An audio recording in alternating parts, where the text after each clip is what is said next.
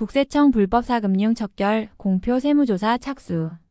국세청은 살인적 고금리 불법 추심 등을 일삼는 불법 사금융을 척결하기 위해 범정부 노력의 모든 역량을 총동원하여 총 163명에 대해 전국 동시조사를 실시한다. 30일 열린 국세청 불법 사금융 세무조사 브리핑에서 정재수 국세청 조사국장은 이같이 밝혔다. 지난 9일 대통령 주재로 열린 불법 사금융 민생 현장 간담회 이후 국세청은 13일 범정부적 과제의 신속 추진을 위해 자체 TF를 즉각 설치했다. TF 산하에 3개 분과를 설치해 TF를 중심으로 세무조사부터 재산추적 체납징수까지 전략적 유기적 대응 체계를 구축했다. 세무조사 분과에서는 불법 사채업자뿐 아니라 중개업자, 추심업자까지 불법 사금융 모든 분야의 탈세 혐의자에 대한 전국 동시 세무조사를 추진하는 한편 재산추적 분과에서는 재산은닉 혐의 포착 시 자금 출처 조사를 실시한다. 체납징수 분과에서는 기존 세무조사에서 세금을 추징받았으나 이를 고의로 체납한 불법 사채업자에 대한 추적조사를 전면 실시하기로 했다. 특히 관련 기관과도 긴밀하게 협력하면서 해당 기관이 보유한 수사조사 단속 정보를 상호 공유키로 하는 등 신속한 정보 공조도 추진했다.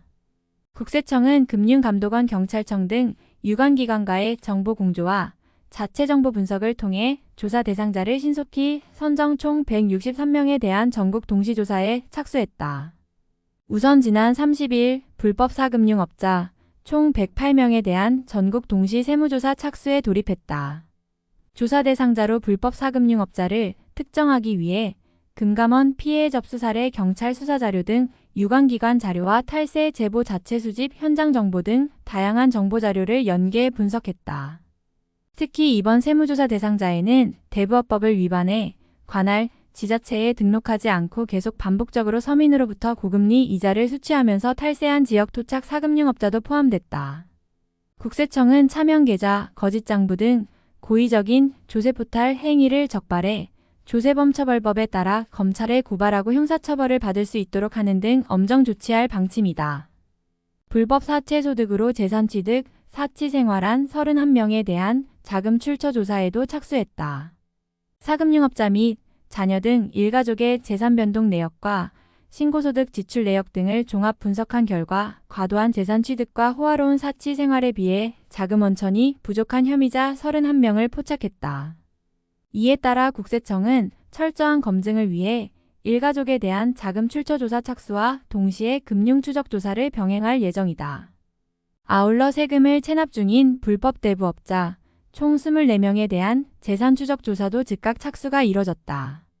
이들에 대해서는 재산은닉 혐의에 대해 정밀 검증을 실시하는 동시에 체납자 생활실태 확인 주변인 이해관계자 탐문 실거주지 수색 등 강도 높은 현장 징수 활동을 추진할 계획이다. 국세청은 내년 상반기까지 선포된 불법 사금융 특별근절 기간에 불법 사금융업자의 탄로소득을 끝까지 추적해 세금으로 추징할 방침이다. 또한 유관기관과의 정보 공조를 공고히 하고 자체 정보 수집을 강화해 불법 사금융 탈세 혐의자에 대한 세무조사와 재산 추적을 지속해서 실시하겠다고 밝혔다.